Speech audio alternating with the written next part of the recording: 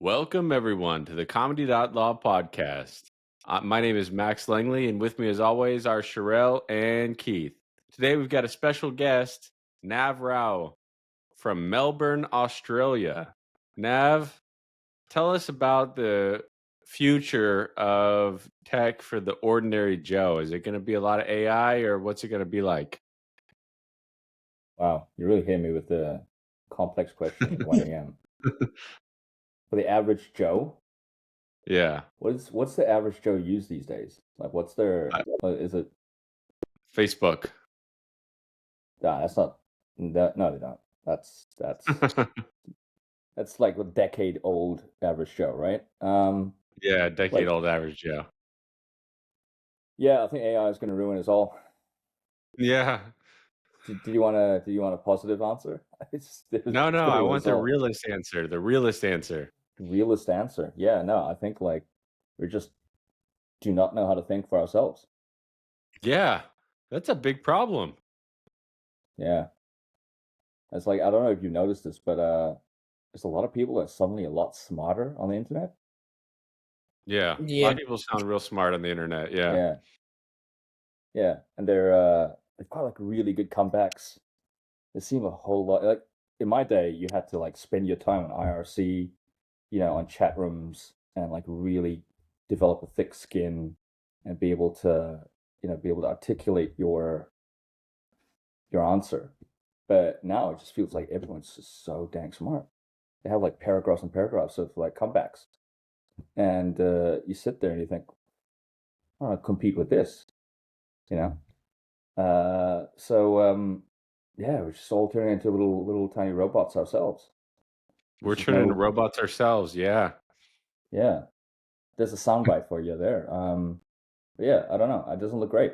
Um, Looks pretty dire to me. let's look at on the light side, the bright side. Talk about experience, and it's so important to have judgment and experience to manage AI.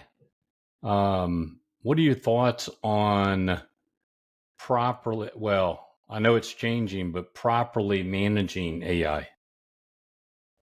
Do you mean like from like the platform side, like the people that make it, or the people that are using it?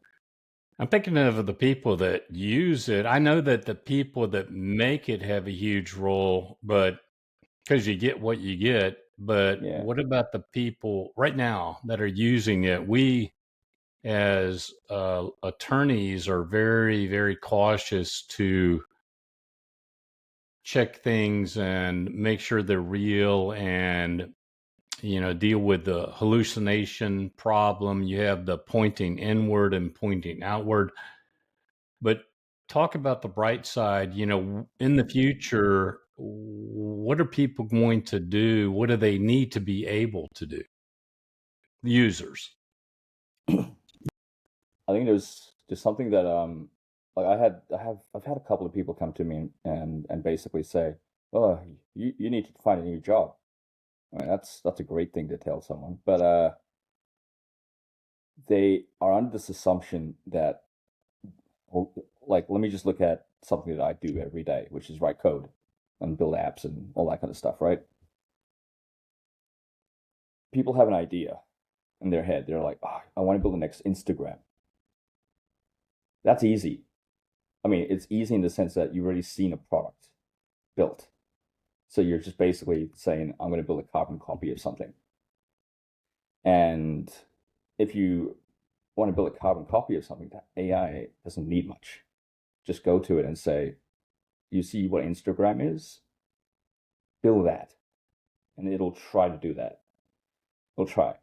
The difficulty, I think, is that people don't know what they don't know. And in order to articulate what they need, that's where they're going to struggle with AI, because a robot doesn't know what a sandwich is. And you have to like sort of articulate what a sandwich is. You have to say it's bread with some stuff in the middle. But you can't just say stuff in the middle because then you'll get a hamburger. So then you're sort of debating, okay, do you put the mayonnaise on top? Do you put the mayonnaise on the bottom? Is the butter on two layers? These are little tiny things that you as a human know about the human experience and about that sandwich. And so you have to articulate all these tiny little things to the AI in order to build it. But it's going to build it for you. You don't have to use your hands, but you need to actually give it those instructions. And I think if you sort of learn how to do that, how to be able to see the problem almost from like a childlike lens, then yeah, you can make really great use of AI, and you can use it responsibly. The difficulty there is, do people know their craft well enough to be able to articulate to the minute detail everything they need to know? And that's the struggle. So if I went there and said, look, I know nothing about law. The last thing I used to watch was like Boston Legal years and years ago. Good show. Yeah, one of my favorites. And if I had to imagine that I was going to use ChatGPT to argue my case and decide to represent myself, I can't really just keep asking, what's the smart way of sounding in this scenario? How do I make myself sound innocent? Like, those are not going to be useful prompts. So I guess you still need that knowledge worker. You still need that person to be able to actually do the real thinking for you. And where AI can sort of benefit you there the most is, if you don't have to learn the Dewey Decimal System in a library, you don't have to learn how to find the weirdest, I don't know, the records for a Google search. I've done a little bit of like scientific paper analysis. I don't need to go hunt for a scientific journal. So the AI can kind of do that stuff for me. So yeah, it's a bit of a long answer, but it's a good to me, answer because you have all those layers of experience and judgment that you have to apply. So, Shirelle, let me ask you, in your job, how much of it is what Nav just said, getting the data, and how much of it is the judgment and knowing what to do on a claim? So we actually don't use AI very much. I'm a little hesitant myself to use it. Kind of just thinking about what Nav said, I also don't want to get too dependent on like a computer or robot or something like that. So I don't usually use it. I try to kind of find things out on my own. We do have programs in our systems where you can use AI and you put things in, but obviously, say like for confidentiality reasons, you don't put certain pieces of information in there. Because my understanding is that somewhere out in the metaverse, that information could become available to, people who you probably don't want it to become available to. So I do think it's important to know how to use this kind of technology. Like that, I think, is the number one thing. I will sort of say there. Ooh, don't know what happened there.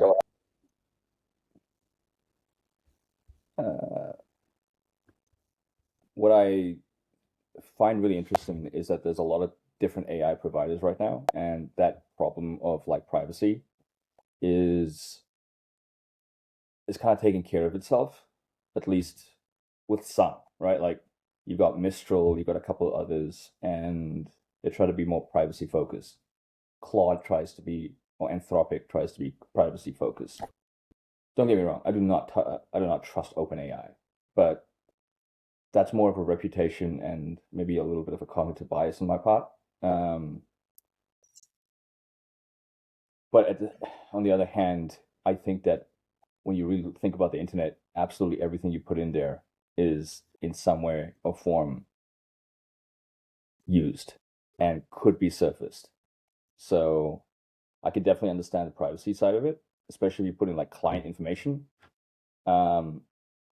For instance, if I'm working on code which is like under NDA, it's got a very specific IP related to it.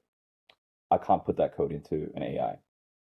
But what I can do is sort of create a hypothetical scenario and at least use AI to sort of talk it out in my head. And that's what I tend to do. It's sort of my little, like, well, my partner. The only problem I have is that it's my partner that always tells me I'm right. So at the Yeah, very AI end of butters you up too much. Yeah. It wants you to it wants you to be right.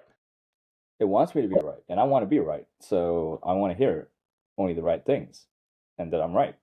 So Well, I have to. for me, it's easy because I'm always right. All you have to do is That ask me. I'm always right. that's how I feel. So I often have to add to the end of my prompts. I want you to be really critical. I want you to just tell it. Pretend you're my high school grade teacher, and I want you to really lay it on me. Be as critical as you possibly can, and interrogate absolutely every single fact, and maybe do it 2 times or 3 times. And it's actually pretty damn good at coming back to me and saying, "Oh, okay, that was actually not a really good idea. Whoops." Minus the whoops.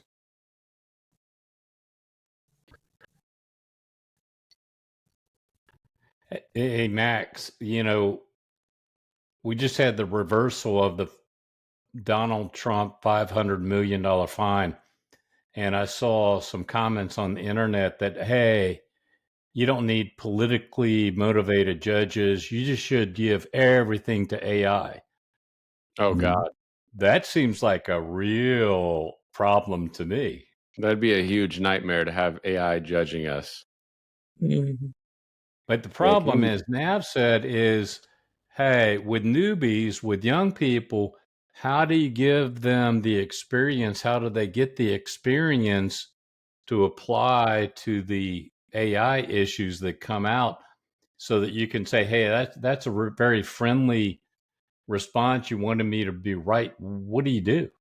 Well, and then you got the problem because, like, if you ask a kid, a third grader, what's 5 times 5, they might just plug it into AI and say it's 25. AI told me it's 25. They don't independently think for themselves to think what is 5 times 5. Mhm. So people are losing that ability, and that's what Nav was saying on the first question. People are losing that critical thinking ability, and I think it's going to continue to get worse before it gets any kind of better. Okay. Yeah. I Sorry, I get was gonna all the say. problems. There are definitely a lot of problems. I really want to focus on the bright side, the solutions. What do we do to try to make things better? AI should be just a supplement, not a replacement for critical thinking. That's what I think. Well, that's what Nav said. Nav, if you switch to the programmers, the people that are creating the AI products, what do they do to accomplish that? I'll be honest, I have no idea what they do. I understood machine learning for a very long time, and I understand the concept of neural networks and training models and all of these things that go into it. But the work I've had to do with machine learning is so fragmented on just a simple decision. So for instance, is that a pigeon or is that a rock coming at you? You know, you've got a camera and a camera's taking pictures, and out of the million pictures that you've taken, you can identify whether it's a pigeon or it's a rock. And those are some of the very overly simplistic, maybe overly simplistic to the human problems that I've had to deal with where I've used these kinds of models. Now we're talking these large language models. We're talking about these things that can do, trillions and trillions of different types of variations of input. I don't know what goes into that. I don't know what the kind of scale that's involved in that world. What I will say is it kind of still depends on people classifying something. So it's like Wikipedia. If you read Wikipedia and someone says, "Wow, that fact is wrong," uh, what if all the people that have been putting wrong facts in there and you've got a model that's been trained on wrong facts. I think that's the other side of it as well. It's a little bit problematic. Yeah, So because when it AI comes to, was trained on Reddit a lot, and Reddit has a bunch of trolls, man. They got a lot of people that are giving wrong info on purpose. So Nav, is the one solution to regulate AI, to somehow have lawmakers say, "Hey, this is what you need to do"? Well, that seems to be quite a challenge unless they had the right idea. yeah, or at least maybe in some way trying to make it transparent where the data sources are. Again, that's a very naive answer because I don't know that world.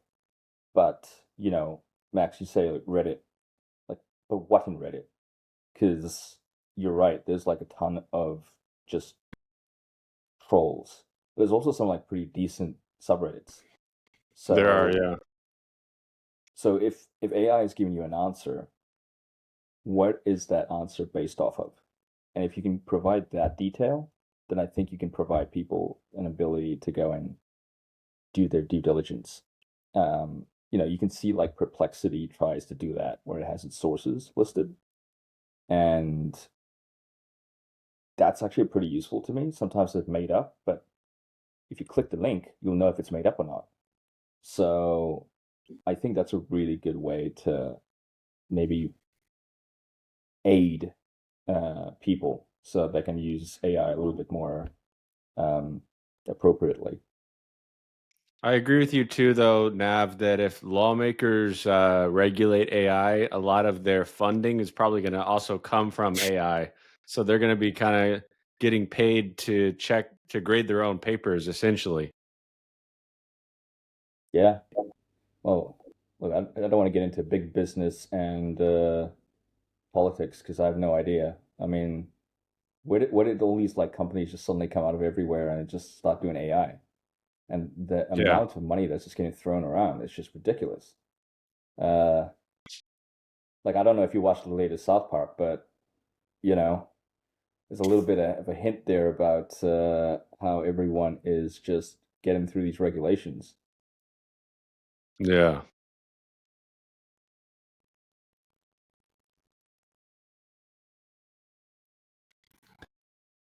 Shirelle, it seems to me like you've got some answers.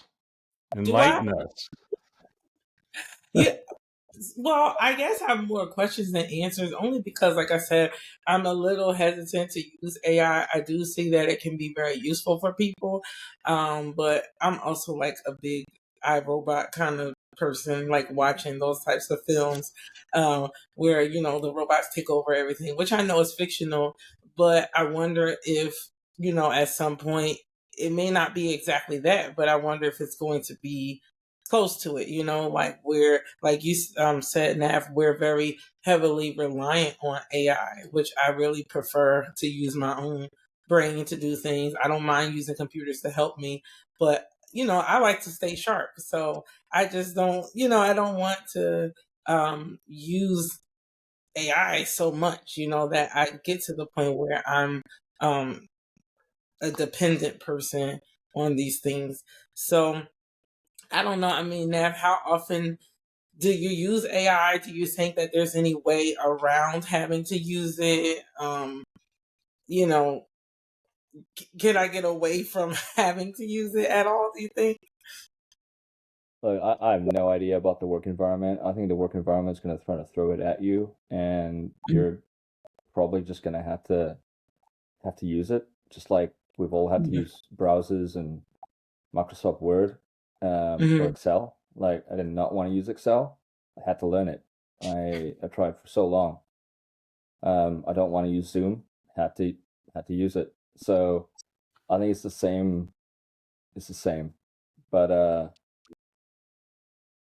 I actually kind of want a little bit of that iRobot thing because no, I'm not talking about like crazy death to all humans type of thing. But AI is kind of boring right now.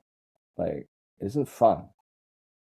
It's this little tiny chat thing that just gives you answers. I kind of want a little bit of like oomph to it, a little something exciting. Like what would be exciting? Like what would you say? I, I don't know. These, I don't know if you've seen these like weird avatars that come out of Grok. The what is this, like silent gothic emo guy and anime waifu character as well. These sort of that's bizarre. That's bizarre. Like, and I kind of like that it's there because it's bizarre. It's a real bizarre usage of AI. Um, but yeah, short answer. I just don't think you can get away with it. I mean, like, I use it all the time. Like, I generally use it Mm. all the time. I actually think most of my code writing is AI. Uh, like I've got a pretty bad back. I can't sit down and write code for a very long time. So I tend to talk to the computer quite a bit, and I use an AI for that. Like, I just kind of say, "This is what I want to do. These are all the different things I want to do. Could you just go and do this part and then move on to that part?" And I use it every day. And yeah, some days it's like really, really good, and then some days it's so bad. It's it's so bad that it sounds like when I used to be in traffic. Like, it brings out this rage in me that I caught myself using probably the most cuss words I've used in the span of like 5 minutes, just talking to an AI. And I know it's my fault because I'm not giving it good instructions. I'm just saying, F you, why are you not doing that? Why are you not doing that? You are a complete, and just had to calm down. I was getting so stressed out. But yeah, I just can't avoid it. Okay, I guess I'm stuck with it then. I'll just have to use it minimally. That's what I do, Shirelle. I use mine minimally. I mean, I just recently used it to make a flyer for like a party that I'm hosting because I couldn't think of anything quirky to say, and I wanted it to be cute, so I just used the AI chatbot for that. But like I said, I don't really use it, and I try to like avoid it when I can. A really funny usage of AI. I don't know if anyone's tried this. I think Max is probably going to find the greatest use out of it. You can shove like a million different meme formats into it and say, which one do you think is really applicable to this joke? And then it'll kind of give you like 6 different meme formats that might fit. And there you go. You've now got instant Man, I'm behind on content. the times. I got to do that. Yeah, I'm a bit worried. Like, now told you how to do that. AI jokes, man. I don't know. AI is not good at landing jokes so far, at least from what I've seen. Yeah, it doesn't have that punchline. It doesn't have a punchline. Its punchline is They're anti-memes. like, yeah, it's a little bit like a Norm Macdonald roast. It Yeah, sort of Norm knows. Macdonald had the best roast, though. Come on. Yeah, well, he did, but it's like how Norm would have to explain the joke at the Yeah. end. I feel like AI is kind of doing the same thing, where it almost has to explain the joke at the end. Yeah, you got on your blog, Nav, you've got a kind of Seinfeld level humor to you because I saw, you're talking about peanuts and you're talking about like everyday just like life items and you turn it into kind of humor. Is that kind of how your blog is on Substack? Yeah. I don't really have a specific voice. I just kind of like, I ate a jar of peanuts. Like that was it. I bought some peanut butter and I thought, oh, I'm gonna have like 4 slices of bread and some peanut butter, and then I just had the whole jar of peanut butter. And I was just sort of sitting and thinking, well, I know this is gonna happen again. It's happened before, so I thought I'd write a blog post about it. That's the best thing to blog about, man. You blog about everyday life, and then people will start coming in like flies on honey. I haven't tried that yet. Probably a good protein source. But yeah, I think my writing is kind of like just kind of, it started off with just like little tiny haikus and stuff like that. I just really want to get in the mood to write. And in order to get into the mood to write, I stopped trying to be pretentious about my writing, because you get all these people that sort of think, I'm going to read some Russian literature. I'm going to like study writing, and then I'm going to go and Oh write. God. But what do you then write about? So I just wanted to be as unpretentious as possible and just write about anything. And anytime I catch myself trying to be too poetic or try to get too deep on a topic, I just sort of pull myself back and I think, I'm not going to read this. So let me write it how I'd read it. And you just wrote about the guilt of leaving unread. It's on the perfectlycromulent.substack.com. There's a subscribe button at the top, but you don't have to subscribe. You can read without subscribing. That's me. I read incognito. What? Why? I don't know. I don't subscribe to anything. Yeah, that was. It's just so much content out there, man. There's so much content.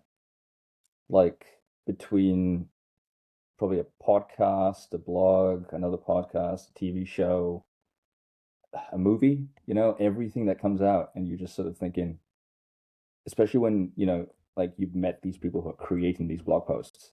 I feel super guilty about not reading them, but like I don't have the time for it. Like when I'm not working with AI or building an app or something, I kind of just want to sit on the couch and just do nothing. Yeah, me too. I know that feeling. Sometimes you don't want to be a content creator. Like, I feel like kind of my whole life is like kind of like revolving around being a content creator. But like sometimes you just want to sit on the couch and do nothing. Yeah, I don't even know what this content creator thing sort of just came up. It just became a thing. Yeah, I was just writing LinkedIn posts to make it a little bit fun. Yeah, I noticed that you like commenting on Ken Chang's post. He's an interesting character on LinkedIn. He's like the anti-LinkedIn, basically. Yeah, he's the anti-LinkedIn, and it's like, man, it's so weird how I feel like his content is also so formulaic that it's probably an AI there. Yeah, yeah. Yeah, probably is. All right, well, Yeah. let's give Keith $100 if he can say what the word cromulent means. What is the word I have no cromulent? idea. Oh, no I don't idea. know. Oh, I'll ask AI. it's from The Simpsons. Do do do do do do do do. Yeah, I bet AI will find out very quickly. No, they'll never figure out what that word means. Okay. Well, what do you mean? It's like in the dictionary now. Oh yeah, it's true. It is. Yeah, it made it from The Simpsons to the dictionary. That's crazy. Yeah. Well, I mean, isn't skibbity now in the dictionary? Yeah, Skibbity and Riz are in the dictionary now. Oh, Riz is. I gotta look it Damn. up. I don't know what Riz means. I've been trying to figure it out. Riz means you got charisma, you got charm. Oh, is that where it came from? Okay. It comes from charisma. Okay. Yeah. Oh, I always yeah, that shortening of charisma, that makes sense. Yeah, I Okay. love the Simpsons. Cromulent means acceptable or adequate. Yeah. The continental breakfast was perfectly cromulent. Yeah. That's what Nav is all about. He's about The Simpsons. He's like, right around my age, so we grew up on The Simpsons. Oh, so you're both 12? Yeah, well, yeah, that's the new adult. Yeah. The new adult is Yeah. The Simpsons. Yeah, that's that millennial core. Grew up on The Simpsons and MTV. Yep. What'd It's you funny. grow up on, Shirelle? What were you watching growing up? What did I watch growing up? I know, like on Saturdays, I used to watch like one Saturday morning. I watched, as far as cartoons. Or yeah, cartoons or regular shows, either one. Yeah, like I think I mostly just watched on Saturdays because we didn't really watch TV during the week. Yeah, what'd you watch on Saturdays? One Saturday mornings, and then Friday nights Oh, we watched like the TGI Fridays lineup. You know, like they had Family Matters, Step by Step, Sabrina the Teenage Witch, and I forgot what the last one was. But yeah, I yeah, like every Sabrina. Yeah. People who are more experienced saw Tarzan, Gilligan's Island, more experience. more experienced. At watching I TV. I watched quite a bit of MASH and Happy Days. Yeah. Those are good. I watched Happy Yeah. Days. I like Golden Girls too. If we're talking about shows from back in the day, I love the Golden Girls. Yeah, they were killing it. Sophia was my It's favorite. Betty White was my favorite. oh yeah. I think all I the wisdom and knowledge comes from Green Acres. Never heard of I it. don't, no, I don't know what that is. Okay, you probably don't know Hee Haw then. That one I No. don't know. He's I do know making the stuff Carry up. On. Testing us. I Oh, do know what the the Carry On series. Beverly Hillbillies? I know what that is. Did you watch that, Keith? Oh yeah. Yep. I definitely did. Somebody's got a truck backing up into their microphone. Oh, I'm sorry. No, don't mute yourself. It's okay. Oh, yeah. Yeah, it's Shirelle. She's backing up that truck. I I used think it's a to garbage. I used to feel like do you feel like there's way too many TV shows right now though? Like just Yeah, there's way keeping too up with it many to all? keep up with. Yeah. Yeah, because like I remember if you miss a TV show, you just miss a TV show. And then you could like record it. But you never really watched it, even if you recorded it. Yeah. And now it's just like, forget about it. I'll watch it when it's all out. But then by that time, it's like another TV show. Yeah. I like to binge watch though. Like I binge watch like Chicago PD when I miss like when I'll just wait until like at least 3 or 4 episodes and then I'll watch it. Because I don't like to wait. I think we become very impatient when it comes to TV. Like you don't want to Yeah, we wait have. the next week for the new episode. I just want to watch it. Yeah, that Game of Thrones period killed me. It absolutely Yeah, ruined me. the waiting time. Yeah, you had to wait a full Yeah. week. And then in the Still last waiting season, for it it. was just disappointment on top of disappointment on top of Yeah. disappointment. I still haven't watched it, but I tried the first episode and it was just a little bit much for me. And I was just like, ooh, their heads on sticks. I can't watch this. Yeah. So, Yeah, Yeah, it's a lot that of heads and sticks. increases. They do more of that. right. So I probably won't watch it. But It's like, pretty good. yeah, it's a pretty good show for a while. It felt really cool to like for once just hang around with friends and just watch a TV show when it came out. Yeah.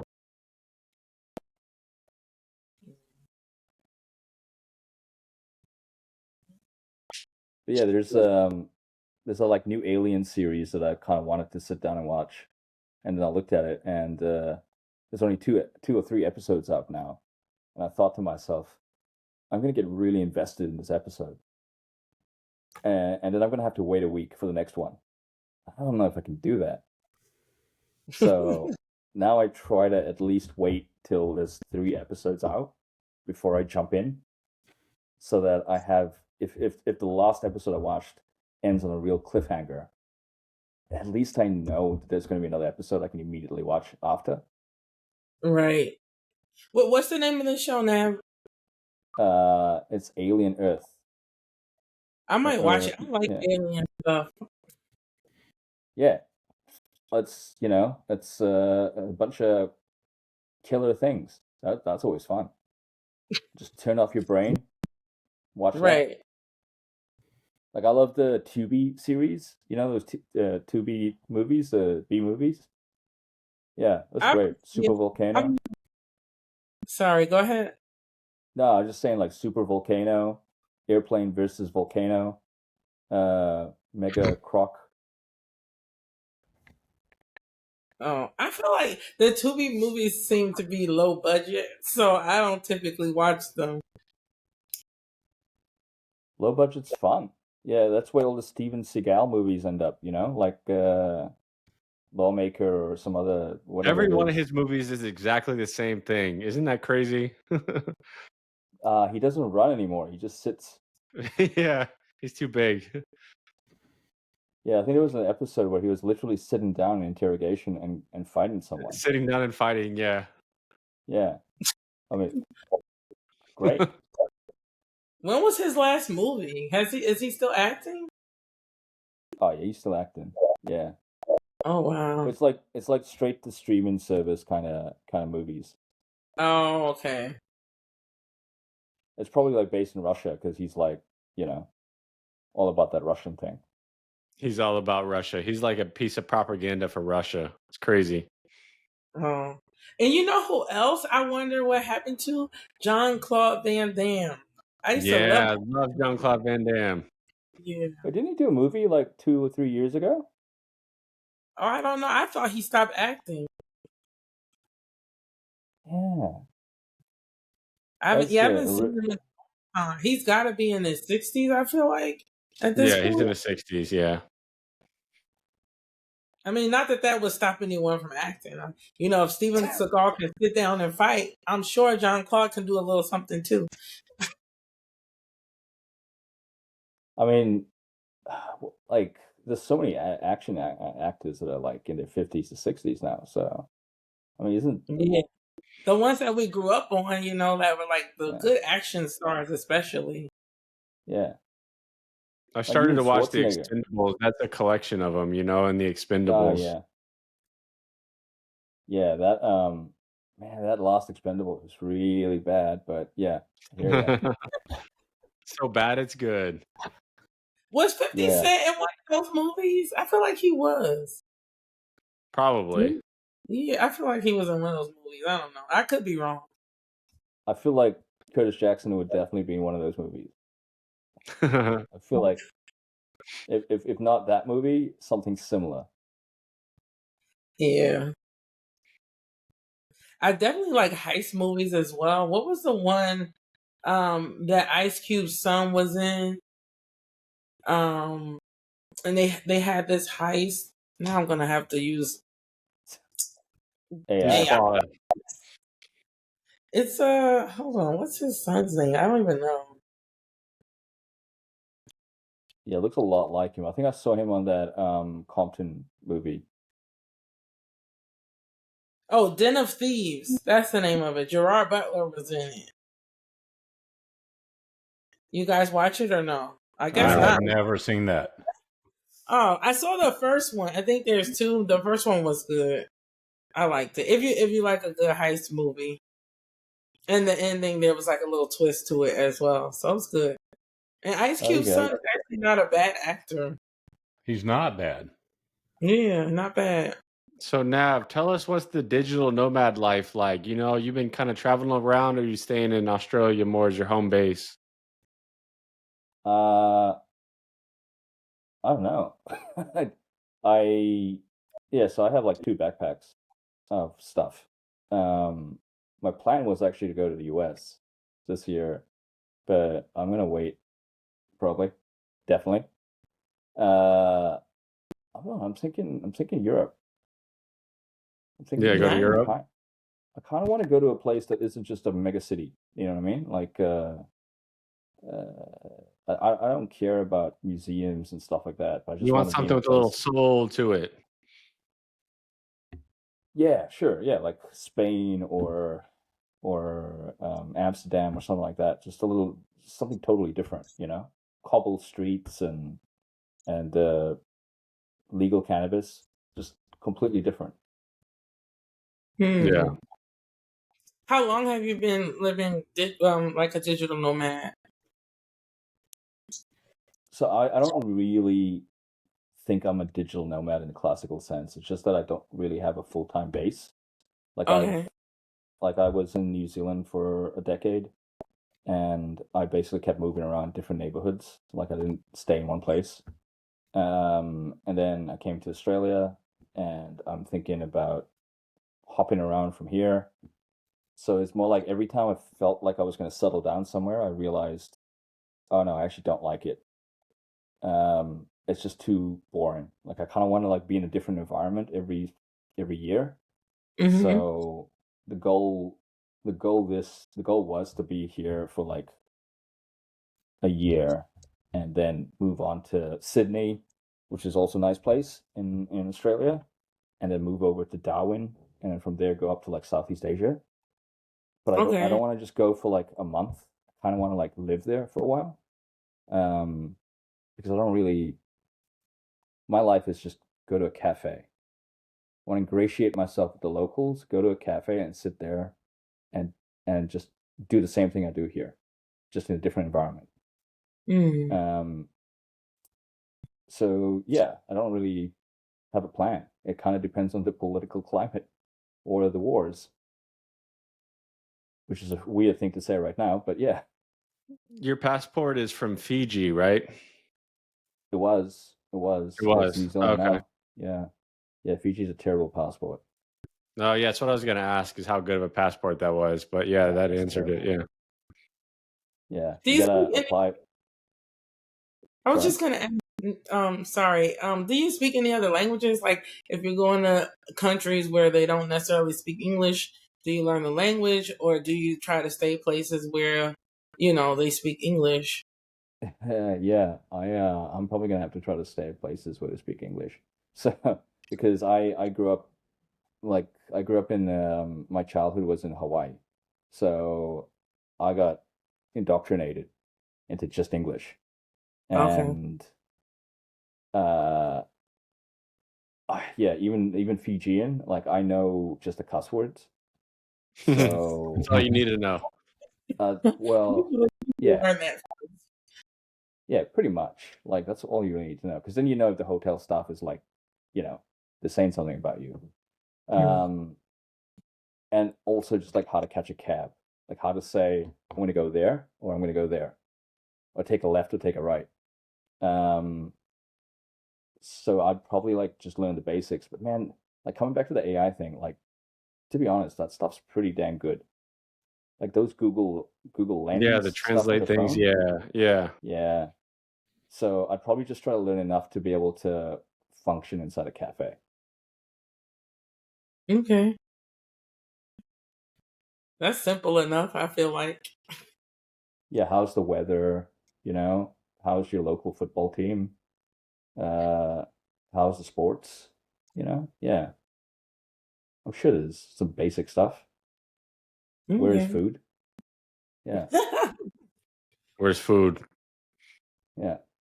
We'll have to figure out what that food is, but yeah, like where is food? Then I have to Yeah, ask but like, most people can just speak English, and especially in the touristy places. But like you said, I guess you don't want to go to the main touristy places. So you'll see. yeah, like I guess there's main touristy places, and then there's just like everyday life places, and then there's sort of rural places, right? Like that's how I have that distinction. Um, and I guess I want to go to the everyday life place, which is usually going to be some place that's near education and urbanization and city. Um, but yeah, I in Fiji, for instance, Fiji English isn't like the most. It's a prominent language, but it's not spoken very well. So I feel like you can get away with it pretty well, pretty easily. I've been to Thailand, and in Thailand, it's super easy to get away with good English. Um, like most people there speak just enough English to understand what you want. Um, it's only when they get drunk that they're, a little bit difficult to understand. But then you can kind of say that about even the English. Like when they get drunk, I can't understand a single thing they're saying. So yeah, Yeah. All right, let's talk about the movie of the week, Juror number 2. Shirelle, what'd you think about the little twist in there? That was before you got on here, Nav was telling me that was kind of an M. Night Shyamalan twist. Well, I actually didn't realize we were watching a movie this time. I guess we got to ask Nav about the twist. So I Sorry. thought the movie was really good. I've seen it twice, but it's so unrealistic. There was no evidence that the guy who was charged committed the murder, and so it was hard for me to get past that. But I liked the movie. They've tried cases on eyewitness testimony before. There was an eyewitness, at least. Yeah, but there was no evidence that he had actually committed the murder. Yeah. The only eyewitness was that, hey, I think I saw that guy on the bridge. That was it. Yeah, get out of his car. So everything else was speculation. It was all made up. Yeah. What'd you think? Same way with that protagonist. Did he hit that girl? Did he not? Did she get tossed into the ravine? There's no evidence of any of that happening. There could have been some DNA evidence on his vehicle, but we don't know that. Yeah. Yeah, I thought that at least the jury part was kind of realistic in the sense of how they deliberate.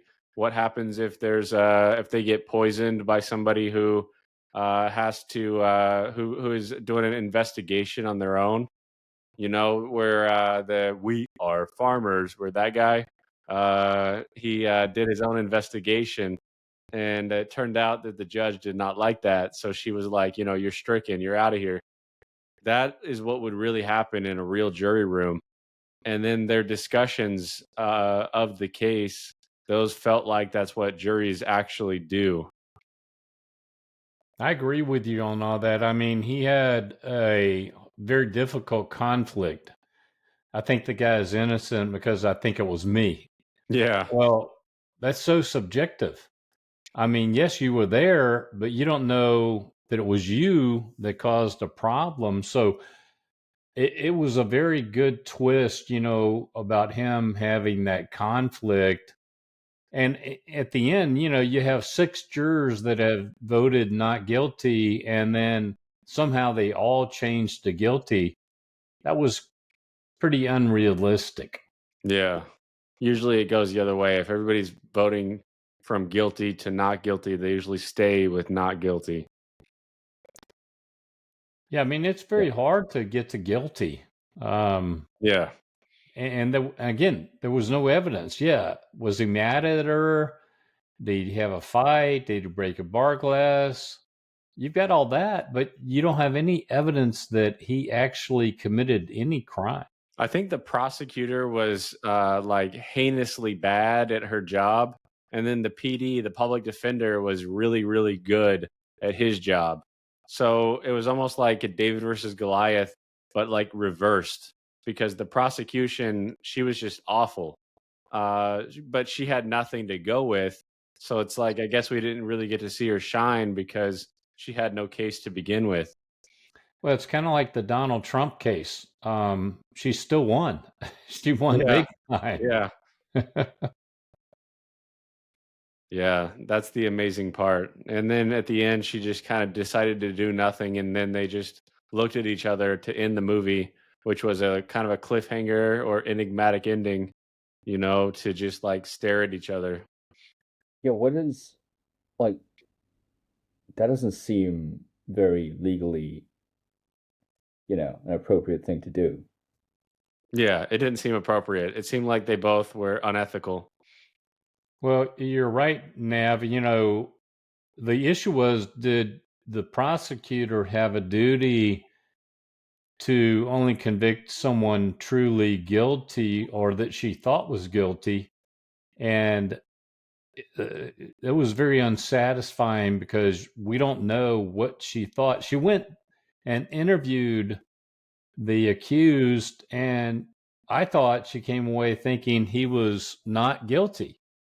Yeah. And then she does nothing. And so I'm like, okay, why didn't you do anything? But having said all that, I really like the movie, but like it kind of relates back to our AI discussion. You really need some judgment about what you're looking at. And the judgment tells me this is wrong and this shouldn't happen. Yeah, and I would rate this movie the second best one that we've seen, just right behind 12 Angry Men. I But love that overall, movie. it's an amazing movie. Wait a minute. You're going to put it above My Cousin Vinny? Oh, wait. Yeah, I'm going to tie it with My Cousin Vinny. I'm going to tie it. Oh man, My Cousin Vinny was great. Yeah, that was our if first one that we talked about. I think I saw the one with 12 Angry Men and was it Nick? Yeah, I think it was with Nick. Yeah. If you had an AI in that situation that was actually prosecuting and defending, what do you think it would lean, just based off the evidence? On 12 Angry Men? Well, on Juror number 2. Oh, on Juror number 2? Oh, man, it almost felt like AI was kind of ruling. It felt like it because it was like a drama room setup of a case, because like everything was like perfectly orchestrated. It felt like there was a conductor in this movie, like in terms of how the crime scene was orchestrated. So I feel like AI would actually probably find him guilty, but that would be a miscarriage of justice. You're right. I totally agree. What would be really interesting is almost like the facts alone there, AI would determine this person guilty. But then if you gave the evidence, like you sort of said, Keith, around the lack of actual physical evidence, then, and it's all circumstantial or anecdotal or whatever it is, the terminology is, then AI would, if it was based purely on that as a prompt, would find him guilty. Yeah, I agree. Yeah. Ah, That's where the knowledge and experience, or at least the experience, been there, done that, is going to allow you to regulate and determine whether the data you're getting makes sense and leads to this conclusion. well, it yeah. was just So like 12 Angry Men because it was 11-2 of a vote in the beginning, whereas 11 voted for guilty and 1 voted for not guilty. But in this one, the twist was it was the guilty person that voted not guilty. The guy that actually did it voted not guilty because he knew the guy was not guilty. Well, you say that the juror number 2 was guilty. Again, we don't have evidence that he was guilty. Yeah, it was negligence. Yeah, it was a negligent homicide. Well, he didn't know. He didn't even know that he hit the girl. Yeah, I think he truly didn't know. Yeah. I mean, the movie indicates he had no idea. He thought, he suspected. It was a deer. It could have very well been a deer. Looked like a deer to me. Too bad you didn't see it, Shirelle. I think it was a deer. Yeah, it had the deer crossing sign. I'm definitely gonna watch it now. All right. yeah, that's really I feel like I gotta watch it now. Yeah, because I did the AI synopsis on YouTube. Yeah, the AI synopsis won't show you the whole thing. It's a Clint Eastwood directed movie, and I think he's a Yeah. great director. Yeah, it was a very well acted movie. I mean, it was very good. It's definitely worth watching. All right. Well, we're going to let our editor Blaze do his magic with this. I think he's away for a few more days pending his college start date. So we won't get the final episode done until probably a week and a half from today. But we'll publish the raw version after this, and we'll let people see this, but the better version will be the edited version. So we have to hang around while we finish uploading, correct? Oh yeah, Nav has to finish uploading. He's only at 81%. So Nav, you gotta hang around for a little bit. Australian internet. I'm sorry, it's slow down here. It's all good. I'm going to stop the recording and then we'll do the upload thing.